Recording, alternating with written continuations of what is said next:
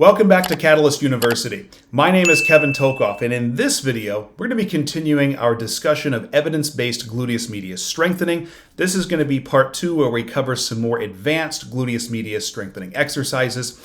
If you want more information on some of the more basic ones, go back and watch part 1. But before we get into these more advanced exercises, I want to do a brief recap of what we talked about in part 1 of this short series.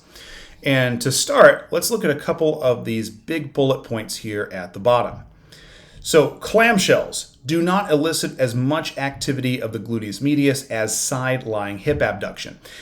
Now, with clamshells, I have what I call levels 1, 2, and 3. And each one has progressively more difficulty and progressively more activity, presumably, of the gluteus medius. These levels 1, 2, and 3, these are my own creations. These are not something you'll find in the literature. They're just terminologies that I use in my clinic to help differentiate these. And the idea with them is each one looks progressively more like a side-lying hip abduction. And you say, well, why wouldn't I just go straight to the side-lying hip abduction? Well, the major reason is that most people do not perform this exercise correctly. And some people, it's not just a matter of cueing. Sometimes they can't do it correctly. They may have limited hip extension mobility. They may have just straight up weakness of the gluteus maximus and medius, and they're just not able to control the movement at all. Some of it could be a core stability issue. And you should figure out all those impairments, if they exist, early on in the person's plan of care.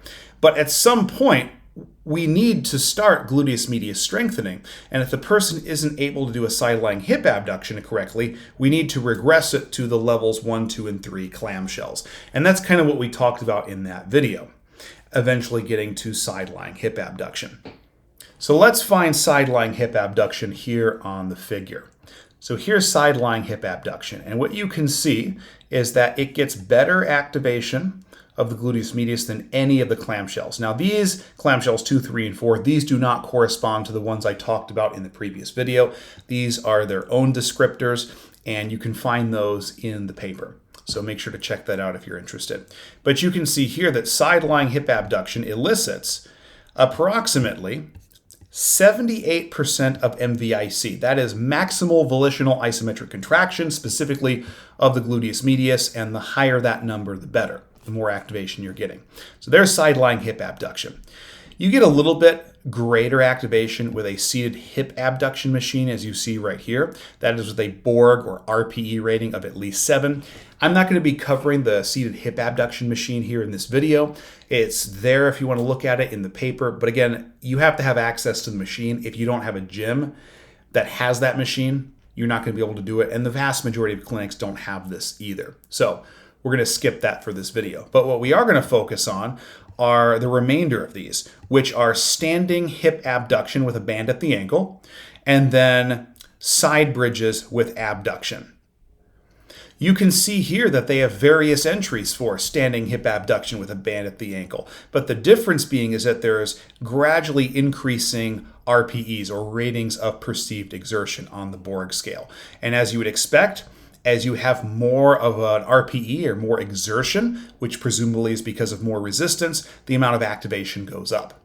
And then what you see here, side bridge with abduction, they did 2 variations of this, one with the dominant leg up and one with the dominant leg down. And interestingly, the one with the dominant leg down actually gets quite a bit more gluteus medius activation than with the dominant leg up. And presumably, when you have the dominant leg down, your dominant leg is probably going to have a stronger gluteus medius. And so when we see that exercise and your dominant leg's down, you're probably going to be able to control the position a little bit better, which means you're going to be able to maximize activity of the gluteus medius. Let's take a look at these exercises right now. Next, we're going to be talking about standing hip abduction. This exercise can be done with or without resistance. And for resistance here, I'm going to be using a looped band around the ankles. In general, with standing hip abduction, the further you have the band up, the less resistance you're actually going to get for hip abduction with the same band. So if I were to take this band and move it all the way up to the thighs, that's going to be less resistance than if I have it all the way down at the ankles. And the more distal you have the band, the more resistance you're going to get, the better activation of the glutes. Now, when we start this exercise, it's important to know one big thing. Again, as with side-lying hip abduction, if I bring the leg straight out to the side like this, am I going to get some glute activation? Yes, but it's not going to be maximized. If I bring the leg straight back, that's getting predominantly glute max. So what I want to do is really angle this foot out, or this leg out, at about a 45-degree angle from backwards, or you can think about it a 45-degree angle backwards from horizontal, okay? So what that'll look like is this. Directly out to the side would be here, and directly back would be like that. Now that's certainly getting gluteus maximus, but to get medius, we want about that 45-degree angle right there, okay? Now, what you just saw there, I'm using upper extremity support. And for most people, that's how I'm going to start doing this. We're going to take balance out of the equation initially with the exercise, also to kind of master the activation of that gluteus medius. Now, no matter how you do this exercise, the benefit is that you actually get gluteus medius activation bilaterally. On my right side, it's from the actual hip abduction with a little extension there. With my left side, it's through weight bearing. So if I'm holding on here, I'm still getting a really good activation of it on the right side, but not quite as much on the left, because instead of relying on the gluteus medius on my left side for balance, I'm relying on my arms. So again, you might have somebody start off with this version, but understand, even though you are getting gluteus medius bilaterally, it's not as much on the left side, but you are getting it predominantly on the right. Now, I can progress this to doing it without upper extremity support, which now you throw that balance component back in, and you make this quite a bit more difficult. Now, there's benefits and drawbacks to each of those versions. The benefit of doing it without upper extremity support is now I'm having to rely a lot more on that left gluteus medius.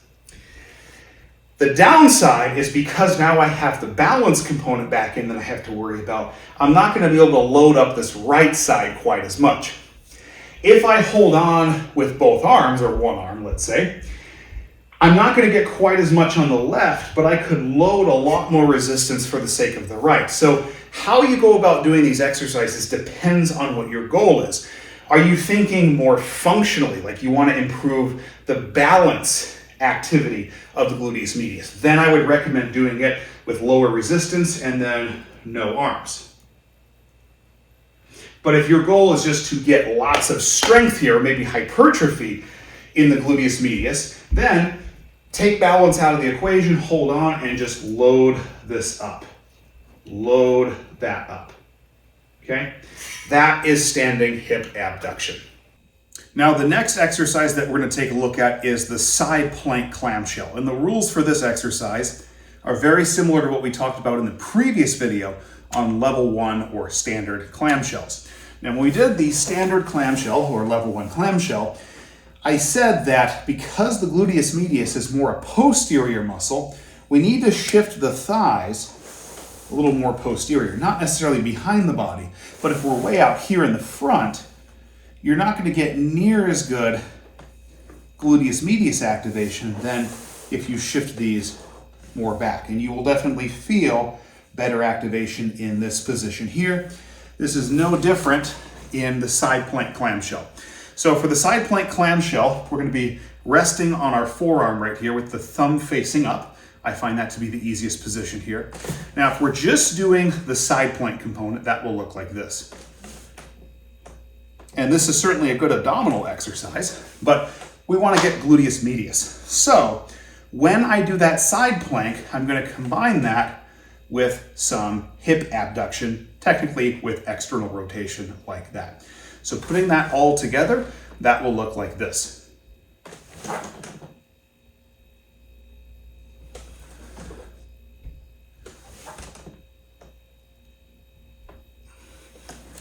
Now, this exercise was not technically studied in this article that we're looking at. However, it is a good bridge to the next one, which is more advanced, given that the legs are now going to be straight.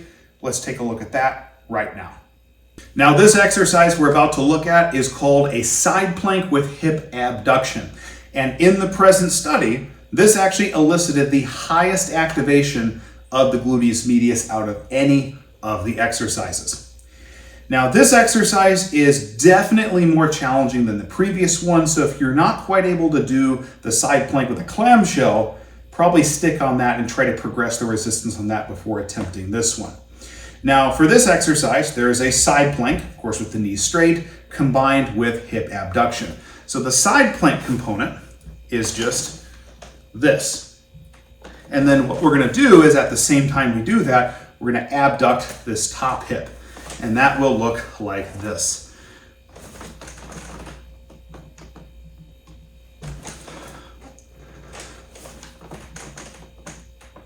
And yes, this exercise does have the greatest gluteus medius activation of any exercise that they looked at in this study, but it's not without shortcomings. Number one is the fact that because of how it's performed, and you should try it, it's tough. It's difficult to progress this with resistance. Probably the best way to progress this one, maybe a little bit of band resistance, but honestly is progress the hold time. The second issue is that it's not functional. This is not a functional exercise. And we always want to be thinking of ways to make things more functional for the patient and for yourself. So that being said, some of the exercises we're about to look at, even though in the way they were done, which really wasn't with any resistance, even though those did not elicit as much gluteus medius activation as, let's say, this one, I would make an argument that easily you could progress a step height for the ones that have a step associated. You could progress resistance, hold a weight, add more and more and more weight. And at some point, and it probably doesn't take much weight, you're going to get much better activation of the gluteus medius and strengthening effects with the functional exercises than you do with this one. So can this be good at some point in the rehab of somebody who is moderate to high level? Absolutely. It's great for core, and it does coordinate the core with the gluteus medius. But at some point, it's not going to be sufficient. We need to progress to functional exercises, and that's what we're going to take a look at right now. The next functional gluteus medius exercise we're going to cover is known as the crossover or transverse step up. And to do this, you're going to need a step of some kind like you see here on the bottom of the screen. Now, before you start bringing the step up super high or adding resistance, I strongly recommend you do this with a low step with no resistance to ensure that you've got the correct motor pattern for this, that there's no pain, that you feel all the appropriate muscles working, particularly the glutes on this one. Probably the quadriceps as well are going to be active quite a bit, and that there's no significant compensations. And once you've mastered that at a low height, then you can start progressing to a higher height and adding resistance. Now, as it stands right now, I am standing directly behind the step. What I'm going to do is come out to the side a little bit, still behind it, but to the side, and my right foot is closest to the step. So what I'll do from here is I'll bring my left foot up on the step, and my left leg, really the foot and the lower leg itself, have now crossed over the midline. So what I'm going to do now is I'm going to attempt to keep my trunk and pelvis as level and stable as possible, and then I'm just going to stand up. That's the step up component. And then, of course, there's a step down component, so I'm going to return my right leg to the original position and try to do it as much as possible with control. There is your crossover or transverse step up / step down. Now, the next gluteus medius strengthening exercise is known as the transverse lunge. According to the study, this one got slightly higher gluteus medius activation than the crossover or transverse step up. That being said, the difference was not significant. So if you're in the clinic with a patient or for yourself and you're trying to decide which one you should give of the two, you should go with the one that, one, they're able to do at home, and they're able to do with correct form and with no associated pain. That's the one that should be done. You don't necessarily need to do both of them if your goal is simply getting that muscle stronger. So what does this exercise look like? Well, I'm going to stand off to one side here. And essentially what I'm going to do is I'm going to bring my right leg out to the side. Now, I'm not having it pointed directly 90 degrees from my starting position, and it's also not directly forward. I guess that would be 0 degrees. I'm sort of bringing my leg out so my foot points about 45 degrees from my starting position here. And I can kind of sink into that lunge a little bit. I should feel the glutes kick on here, and then I'm going to power back to the starting position, okay? What I would often recommend people do is initially to put a hand on their glutes here, because as soon as I weight bear with that right foot here, I should feel my gluteus medius activate right there, and then especially as I power back up to this position. Okay? Now, what I can do to progress this is throw some weight on there. Hold it like I would in a goblet squat position, and then same thing, the only disadvantage, I won't be able to feel my glutes, but assuming you're able to feel them with no resistance, you should definitely feel them here, assuming the form is good. Here we go.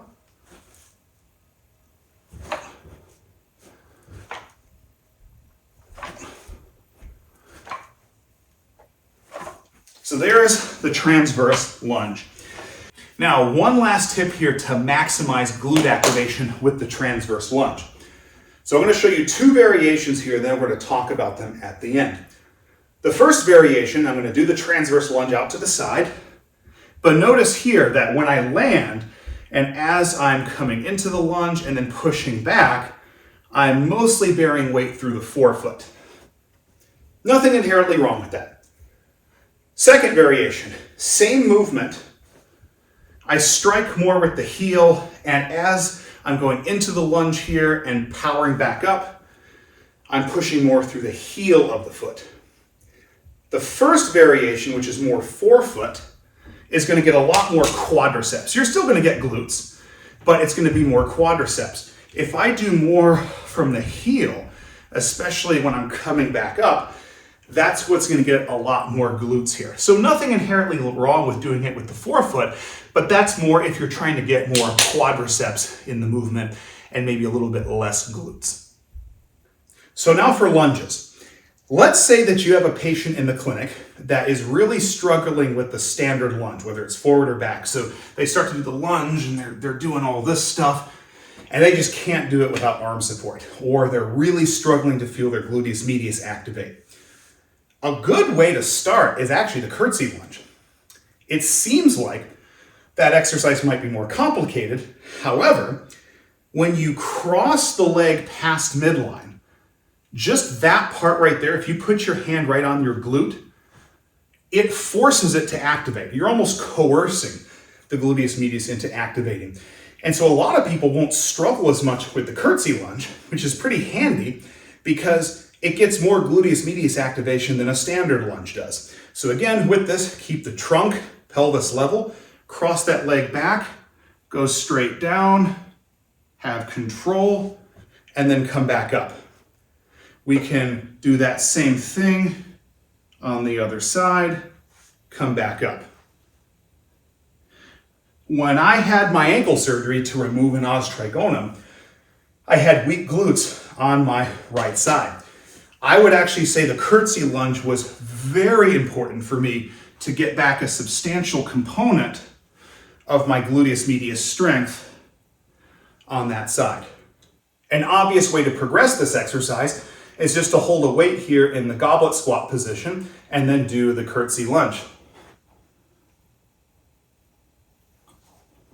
Now, what's really interesting here, if you look at this figure, the crossover or transverse step up and the transverse lunge, they only get somewhere between 55 and 60% of MVIC of the gluteus medius.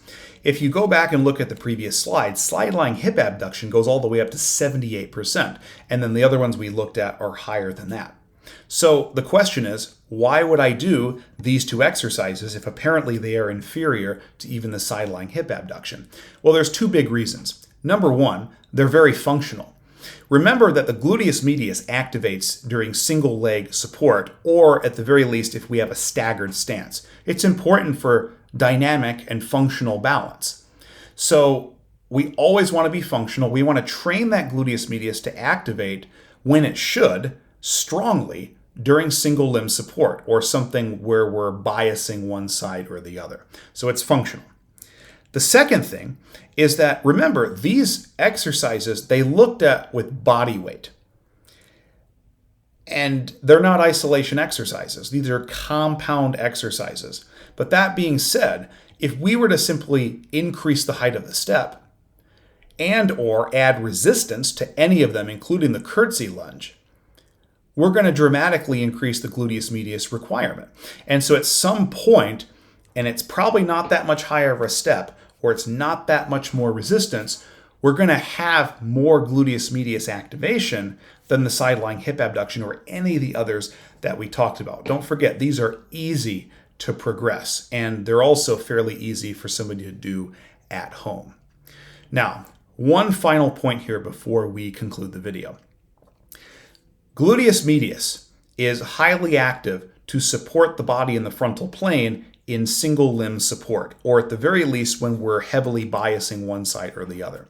So any exercise that is single leg or staggered in any way is going to be excellent for getting the gluteus medius activated. So that would include any lunge or variation of it. It could be a forward lunge, a reverse lunge. We already talked about the transverse lunge and the curtsy lunge. Any lunge is going to be good. Any split squat. We could be talking about a regular split squat. We could be talking about a Terminator split squat or a Bulgarian split squat. Those are all good because you're biasing one side or the other. A single leg sit to stand or a pistol squat. Anything that is single leg or staggered in any way is going to be great for gluteus medius, assuming you keep that trunk and pelvic control and you're not doing all this side-to-side stuff. The other form of exercise that's going to be really good for getting the gluteus medius to activate and to strengthen it is going to be any exercise where you're able to put a band around your thighs.